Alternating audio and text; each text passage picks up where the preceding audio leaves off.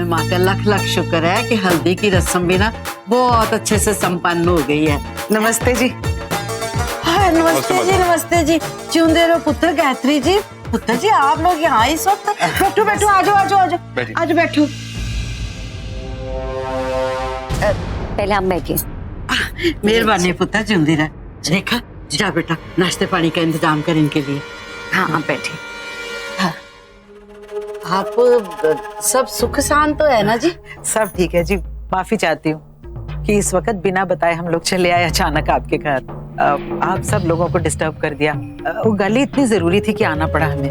देखिए कमाल करते हो, आपका अपना घर है जी। सदके जब आपका दिल करे आप आओ जी।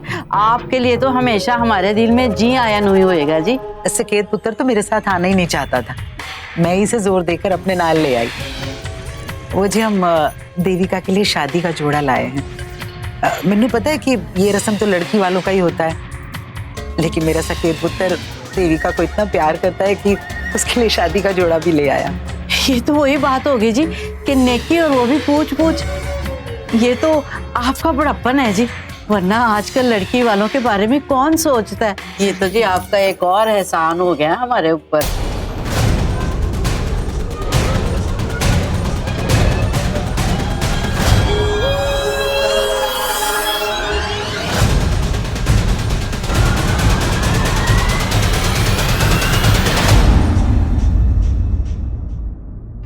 अरे रवि, तुम यहाँ पे? मैंने तो सोचा था कि चैलेंज के चक्कर में तुम भागदौड़ कर रहे होगे। क्या हो गया? चैलेंज? कौन सा चैलेंज सकेत जी? अरे कुछ नहीं माता जी, वो क्या है कि शादी के लिए एक शेरवानी पसंद आई थी मुझे, मार्केट में कहीं नहीं मिल रही थी, लेकिन रवि ने मुझे चैलेंज किया है कि वो मुझे लाके देगा। मैंने तो इससे कहा है कि भाई तुझसे नहीं हो पाएगा, लेकिन ये मानने के लिए तैयार ही नहीं है। इसने ऐसा कहा है जी? हाँ जी हाँ। अरे रवि बदल गया। वो क्या है कि अब वो मेरे और देविका की शादी से बहुत खुश है, चाहता है कि जल्द से जल्द ये शादी हो।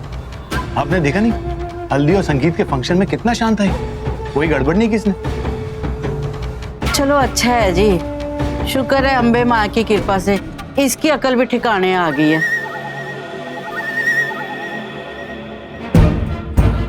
देख जरा,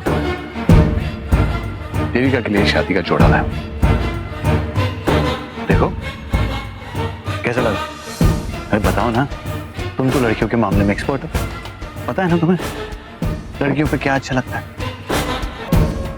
अरे इतना लाल क्यों हो गए तुम? अरे अम्बाला के हीरो हो तुम यार, बताओ अच्छा है ना? माता जी अगर आपको एतराज ना हो तो मैं देविका के पास जाके देख लूं कि उसे पसंद है कि नहीं और फिट भी हो रहा है कि नहीं। हेलो जी, भला ये भी कोई पूछने की बात है? होने वाली बीवी आपकी है आप जैसा चाहते हो कि वो जैसे तैयार हो, कैसे कपड़े पहने, कैसी दिखे, ये फैसला तो आपका ही होगा ना जी। Thank you. तुम क्या कर रहे हो? अरे चलो, आपको चेंज वेंज कराना है तो कौन जाएगा? तुम ही तो जाओगे। चलो। अरे आजा, आ जाओ। अभी तो तुम्हें बहुत देखना सुनना बाकी है, लेकिन तुम्हें इस तरह बेबस देख के ना बहुत मजा आने वाला है मुझे। मैं बता नहीं सकता हूँ कि मैं कितना खुश होने वाला हूँ।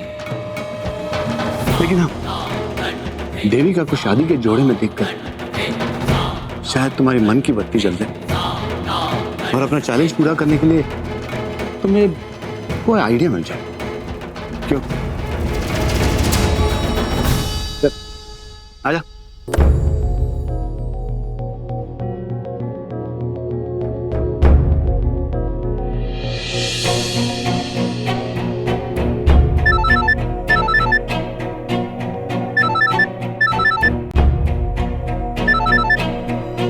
Hello mister Rao, Rakesh Luthra here. नहीं मुझे लगता है कि निवेदिता को इसके बारे में मालूम नहीं है। I'll inform her and she'll get back to you. Of course, she'll call you. अरे क्यों नहीं करेगी आपको कॉल? राव साहब, ये तो आपको उसे कॉन्ट्रैक्ट देने से पहले सोचना चाहिए था ना। सर मैं देखता हूँ, बाय। डैड आप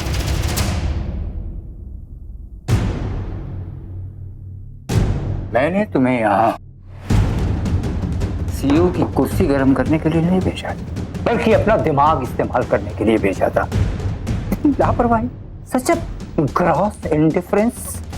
मिस्टर राव ने तुम्हें 5 कॉल्स किए हैं और 5 बार तुमने फोन नहीं उठाया।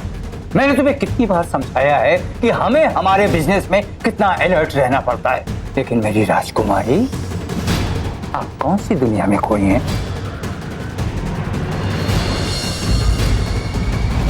मिस्टर राव। मैं यहाँ किसी और वजह से आया हूँ। अब हाँ डैड, मैं भी आपसे वही पूछने वाली थी। आप अचानक यहाँ अंबाला में कैसे? आई मीन कॉल कर देते या मैसेज छोड़ देते, मैं किसी को भेज देती आपको पिकअप करने के लिए। फोन करने का फायदा ही क्या जब कोई फोन उठाने वाला ही ना हो। मुझे समझ में नहीं आ रहा कि मिस्टर राव ने इतना बड़ा प्रोजेक्ट तुम्हें क्या देख के दे दिया। व्हाट? मिस्टर राव, हाँ एक प्रपोजल भेजा तो था, लेकिन मैं कितनी अजीब बात है, इतना ठंडा रिएक्शन। अरे तुम्हें तो नाचना चाहिए, नाचना। इतना ठंडा रिएक्शन तो मेरा होना चाहिए, क्योंकि मैं अच्छी तरह जानता हूं कि तुम क्या डिजर्व करती हो। उस राव की अकल मारी गई है। डैड, ये वही कॉन्ट्रैक्ट है ना जिसके लिए आपने अलग से कोशिश भी की थी और मुझे हमेशा डिस्करेज करते थे ये कहकर कि मैं ये प्रोजेक्ट हैंडल नहीं कर पाऊंगी। ये वही कॉन्ट्रैक्ट है ना? जी मैडम, बदकिस्मती से ये contract Rakesh Luthra the construction tycoon को नहीं मिला, आपको मिला, एक लूजर को। मुझे समझ में नहीं आ रहा कि मैं इसका बुरा मानूं या खुशी मनाऊं। मुझे तो ये समझ में नहीं आ रहा कि ये कॉन्ट्रैक्ट तुम्हें तुम्हारी काबिलियत की वजह से मिला है या किसी गलती की वजह से। रियली डैड, मैं जानती थी कि आप जरूर कुछ ऐसा ही कहेंगे, क्योंकि मुझ पर विश्वास तो आप करते नहीं हैं। इसीलिए आपके खिलाफ जाकर मैंने ये प्रपोजल भेजा था, अपनी काबिलियत साबित करने के लिए। और अब जब मैंने अपनी काबिलियत साबित कर दी है, तो आपको मुझ पर शक हो रहा है? शक नहीं, एक्सपीरियंस।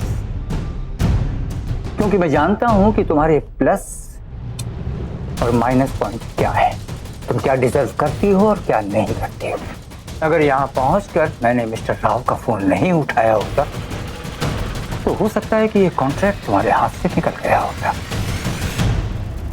एनीवेज, बिजनेस अपार्ट, एक बाप होने के नाते मैं अपनी बेटी से बहुत खुश हूं।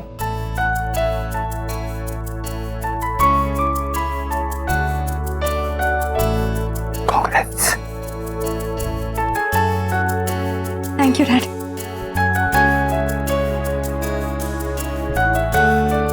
लेकिन इसका मतलब ये नहीं है कि तुमने मेरी पोजीशन हासिल कर ली है। मेरी पोजीशन हासिल करने के लिए तुम्हें बहुत मेहनत करनी पड़ेगी, बहुत। और मैं इतना भी बुरा नहीं हुआ हूं कि मैं रिटायर हो जाऊं। इसलिए तुम ऐसे ही मेहनत करती रहो और हमारी कंपनी के लिए कॉन्ट्रैक्ट कराती रहो। All the best. अरे हाँ निवेदिता, पिछले महीने हमने डिजाइन डिपार्टमेंट में एक लड़के को अपॉइंट किया था। अब क्या नाम था उसका? सूरज रवि। मैं उससे एक बार मिलना चाहूंगा।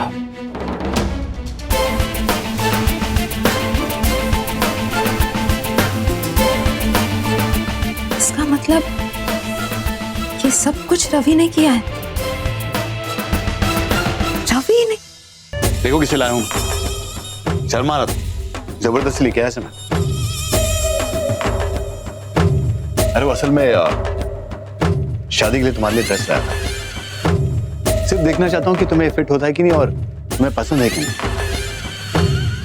अरे ले लो, चेंज करके आ जाओ।